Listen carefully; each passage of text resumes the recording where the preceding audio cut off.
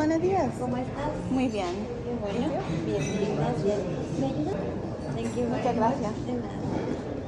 By the way, Spanish is not the original and unique language that we speak in Mexico. We have over 360 dialects and tones.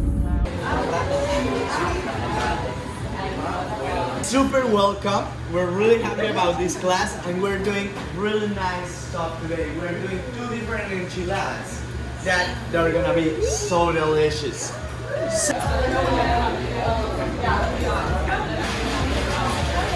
With some chunks into it.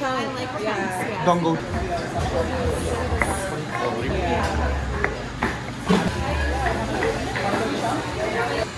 Cheers, mi amor. Cheers. Oh yeah. That garlic. The spice is so good. The garlic. Yeah. The utilities was like part of the deal, and she was like, Sorry. "Yeah, me too."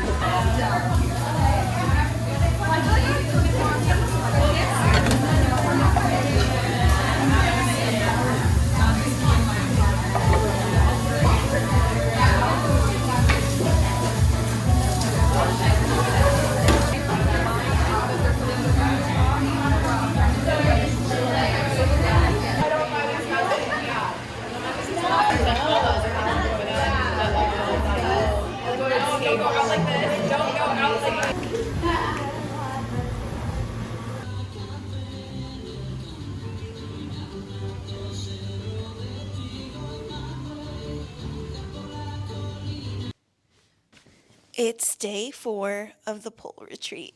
Let's get into it. All right, friends, so let's talk about day 4 of the Flow Like Water pole retreat. I've been struggling to fall asleep. I've been doing a lot of doom scrolling at night and still kind of doing all that like post-Oscar coverage, and just been, I think, mindlessly scrolling just after doing activities and doing like exciting, very present things. I'm just catching myself numbing myself a little bit or just wanting to do something super passive, but haven't been sleeping the best. But I woke up feeling really just great and excited about the day. Today was our Mexican cooking class day, and so we took a little 30-minute drive to this place that I believe was called Pueblito, or it is a little town that had this beautiful little court. I don't know how to even describe it. This beautiful courtyard with this stunning church and these cute little vintage shops. And yeah, we went to this beautiful studio where it was like an industrial kitchen where we did a group cooking class together, and the chefs were amazing and so lovely and friendly, and we all made enchiladas together. So we made rojas enchiladas, which is like the red sauce, and then enchiladas con verde, which with the green sauce, and made some fresh guac, and it was just a really beautiful time. Had some I had a mocktail, a passion fruit mocktail, which was delicious.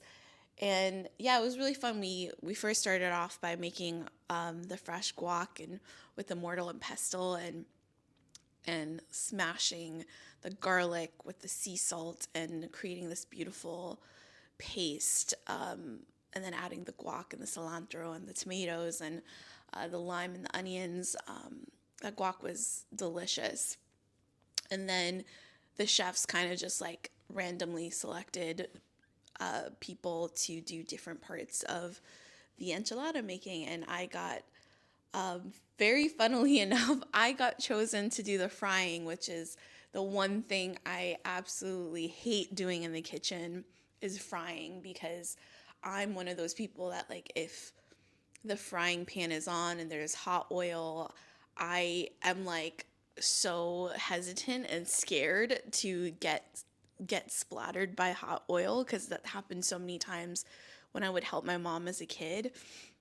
And my mom, of course, is like with her whole freaking hand and fingers in hot oil, just like it not bothering her at all. And so it was really funny that I got chosen to fry like 200 tortillas in this hot frying pan. But I did it. I did it. And I'm proud of myself for doing it, because I was doing pretty much half of them. And our host Adriana was doing the other half. But I was like, how ironic. The one task that I don't want to do, frying, is the thing that I got tasked to do. And so it was nice to get some practice, and I did not get splattered. And but yeah, the food turned out amazing. I think my favorite part, honestly, was plating. And I forget how much I enjoy plating. So I'm not always making like I'm not always cooking a ton at home, like in terms of hot meals. It's more like I like to prepare things or put things together. And the plating process to me is like the best part, because that's where the creativity really comes. And I just love turning the plate into this like beautiful piece of art. And so when we were doing drizzling the creme fraiche and the garnish and putting all the beautiful last like little pieces on the plate, I just loved doing it. So while everyone was eating the rojos enchiladas, I was helping plate the green sauce plates and stuff. And I just got some, the chef was like, you can go sit and enjoy and drink. And I was like, I want to plate with you. And so it was really fun just being able to plate with the chef. And I was just very in my bear element.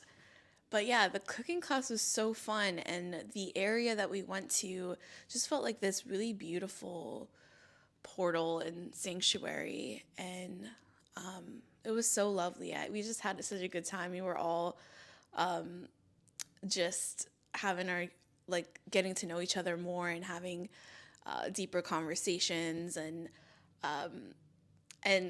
the chef was definitely eyeing and flirting with certain girls, and I just was having a good old time making fun of the girls. And every time I saw the chef flirt with them, I'd be like, mm-hmm, and giving that like auntie energy. But yeah, the cooking class was so much fun. I had a blast. And after the cooking class, half of us went to in another van to go to a cenote, which is one of those like beautiful like swimming hole like that's in a cave. They're just so cool, and I've always actually, it's been a dream of mine to be in a cenote, but I just didn't want to like, stack the schedule too much for myself. But yeah, it would have been nice to go. But I kind of just went with my gut, and I was like, okay, what does my intuition tell me? And it's just saying, give yourself the time and space to do your own thing. But yeah, and then the other half of us, the group I was in, went back to the hotel, and I think everyone just ended up doing their own thing. And I was just chilling in the hotel, and ended up actually taking a nap, which I don't nap because I get super groggy after naps. But I took like, I don't even know if it counts as a nap, but like 2.5 hours of rest, and I feel a little groggy right now.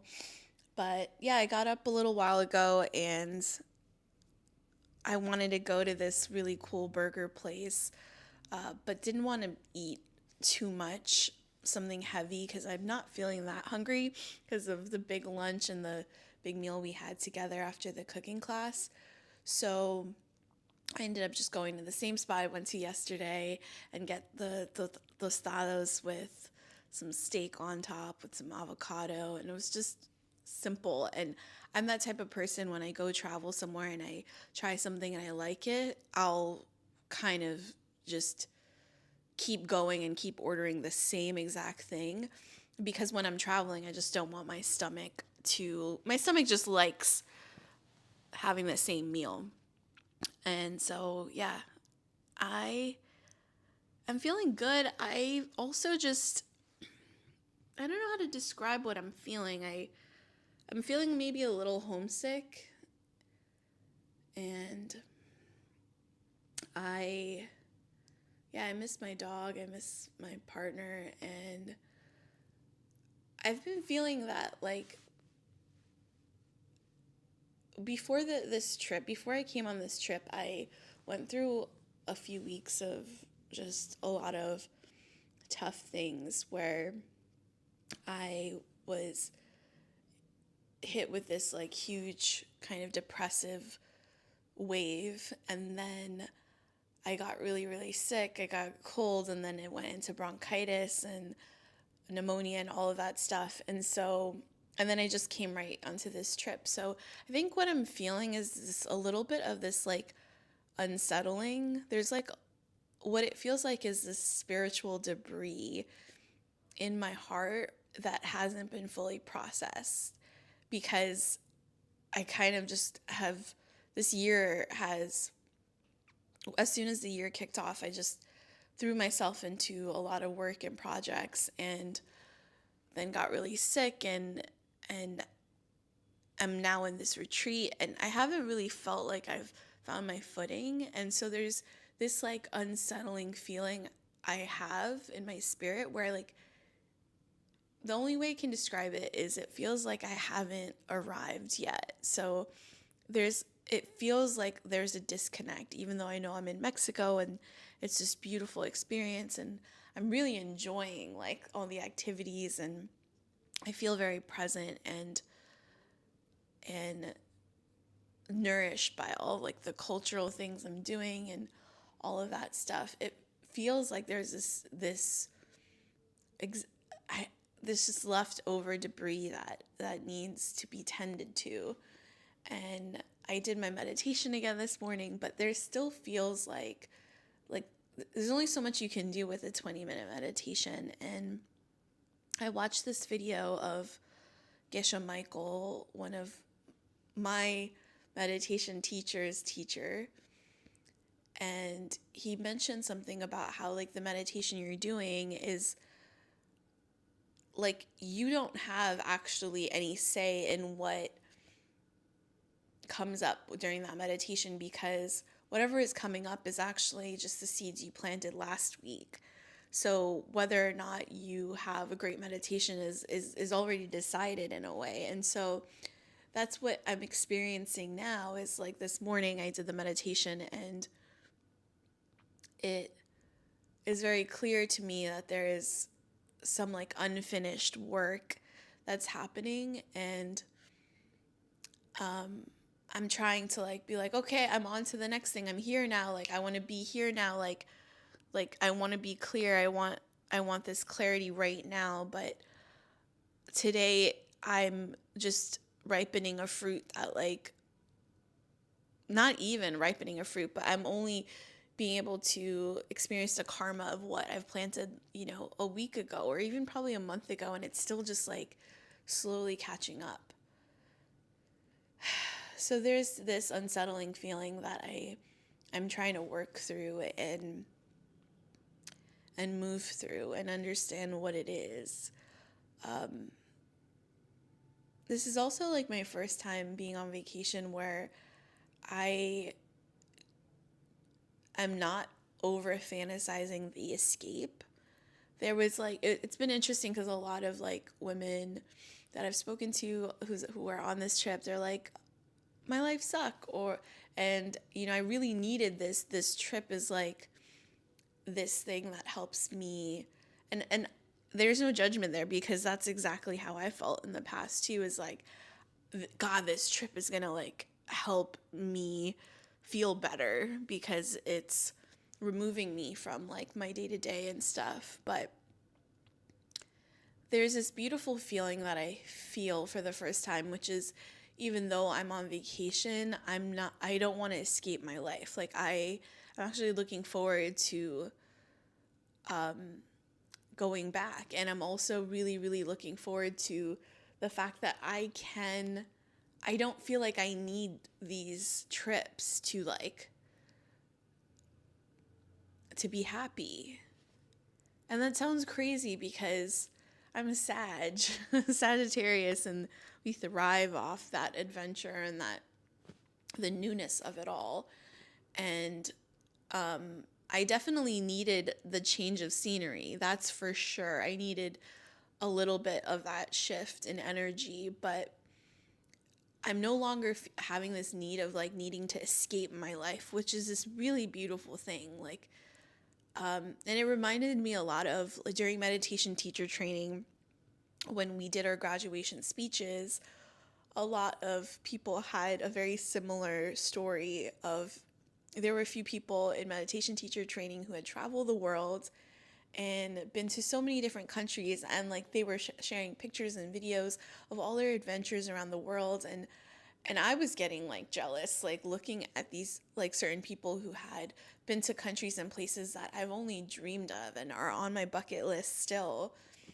And everyone had the same kind of lesson, which was I've been to all these places, but it doesn't matter, because the place I traveled to that matters the most is my inner world.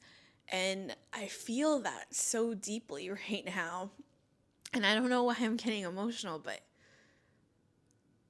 I think my whole life I've just been trying to run and chase that feeling of like newness and adventure and awe and wonder. But I truly do feel the happiest when I'm just in my own mind and my own heart.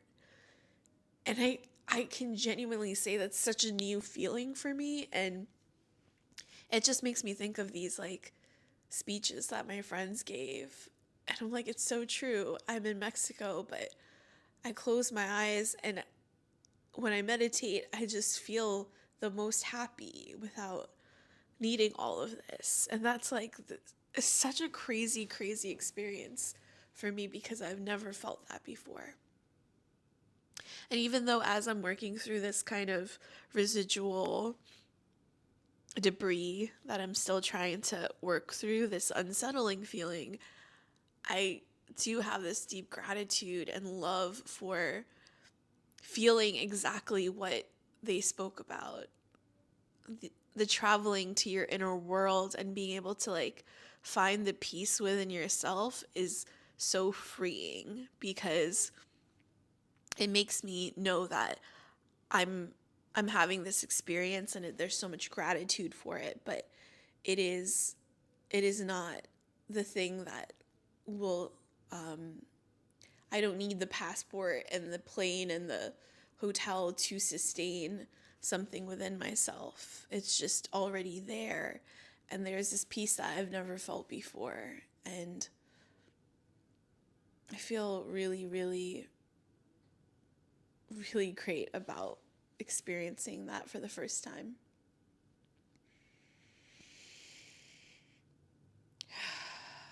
Yeah, let's leave it at that.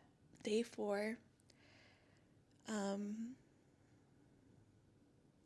Groggy as hell, but still blessed, and so much love for every single day that we get to try new things and discover things about ourselves. But we always come back to our inner world and cultivating that relationship with our own mind and our own practice of sitting with ourselves is still the most important thing.